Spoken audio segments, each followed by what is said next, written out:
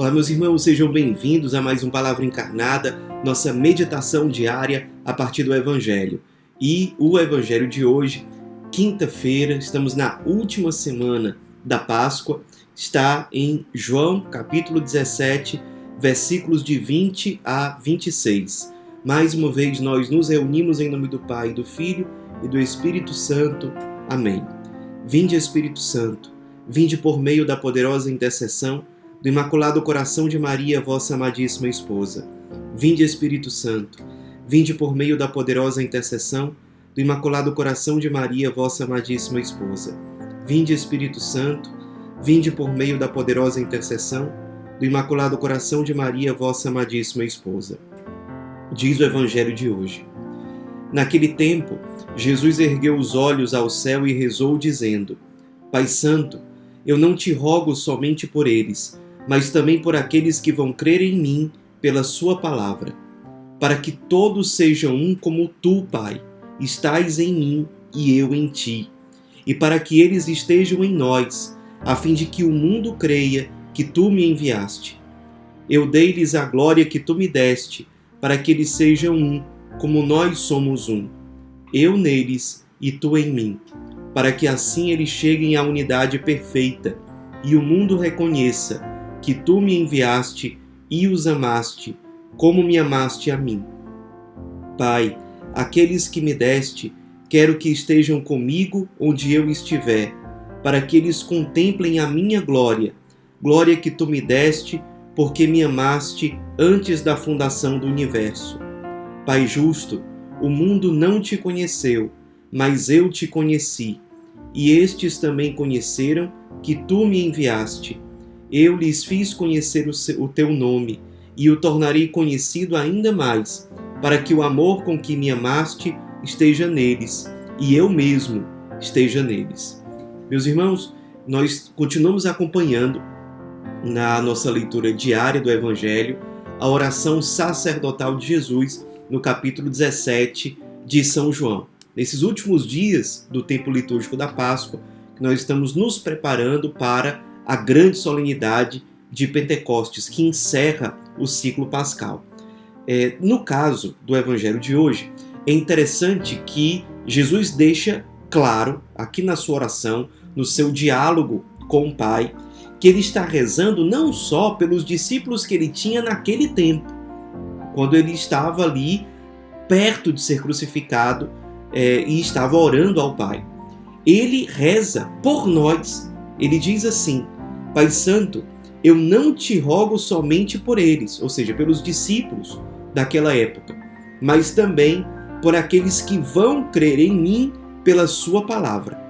Ou seja, Jesus está incluindo na sua oração diante do Pai todos os seus discípulos de todos os tempos.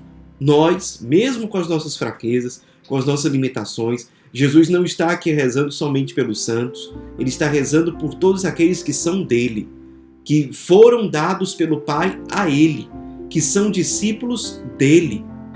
E o que Jesus está pedindo por nós?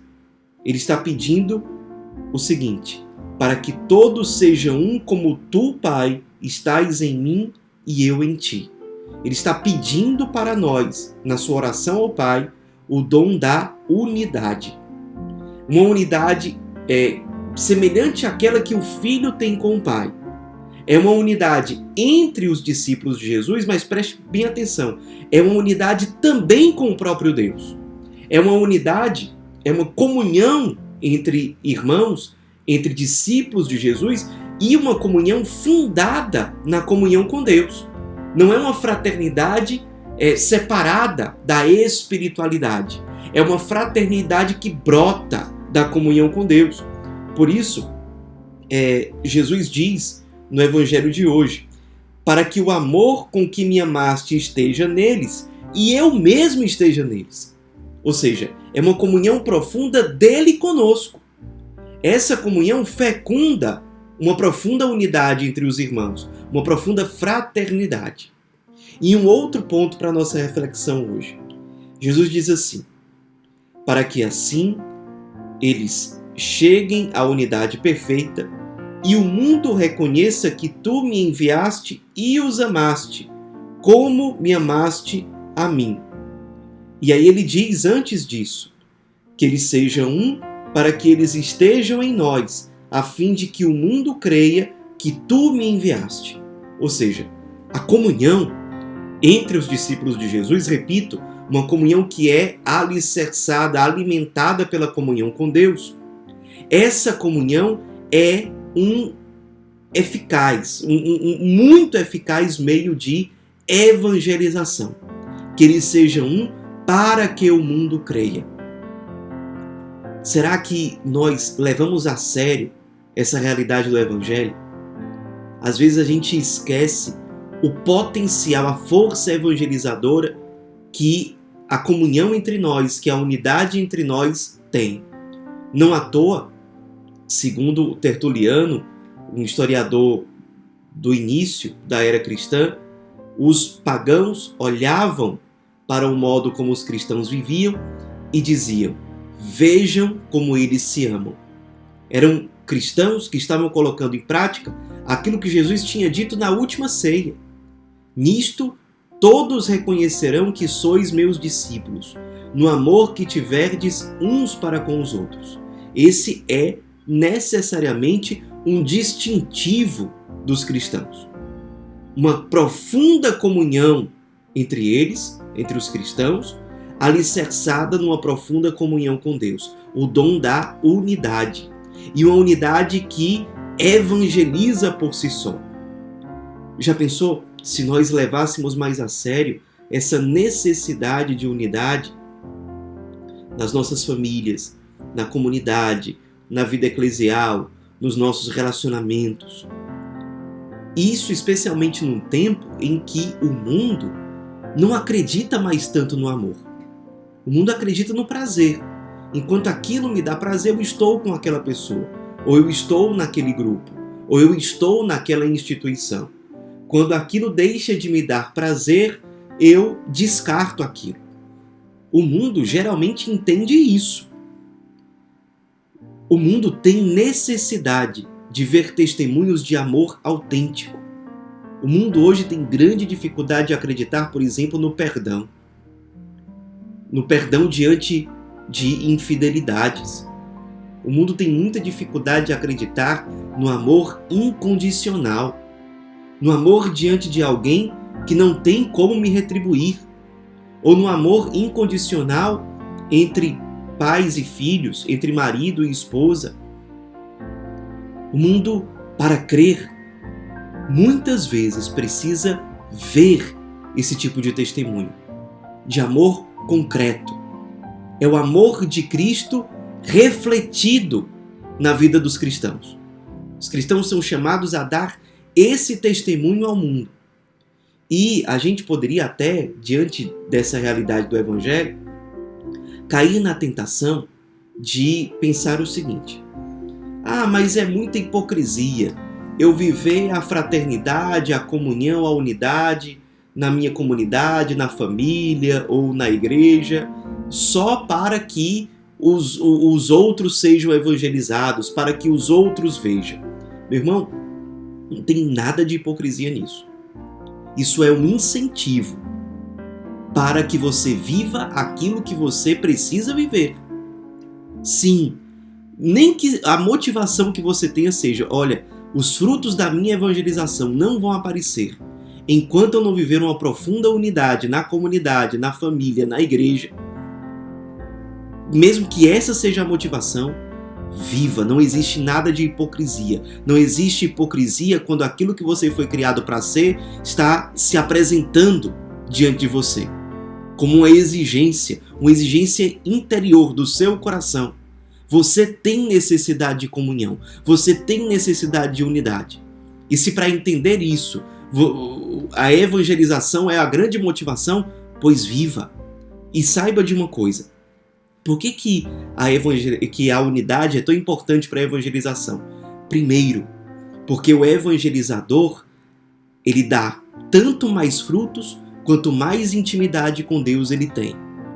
E nós perdemos a nossa intimidade, a nossa comunhão com Deus, se nós estamos divididos entre nós. Nós nos deixamos levar pelo ressentimento, pelas intrigas, pela inveja, pela maledicência.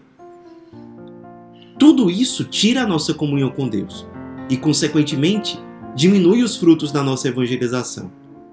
E segundo ponto, porque, repito, o mundo precisa ver testemunhos autênticos de unidade e de comunhão para começar a crer no amor de Deus, na realidade do Cristo crucificado. O mundo, para crer, precisa ver esses testemunhos. E nós somos chamados a isso. Isso faz parte do nosso chamado cristão. Então, diante do Evangelho de hoje, façamos esse propósito de viver uma profunda unidade na comunidade, na família, na igreja. Se na sua oração você perceber que existem rixas, divisões, barreiras no seu relacionamento com outras pessoas, com outros cristãos, peça a Deus a graça de superar isso. Tome uma firme decisão de viver a unidade. Jesus, perto de morrer, não apresentaria para o Pai um pedido supérfluo. Não. Ele certamente apresentou naquele momento pedidos que eram realmente necessários.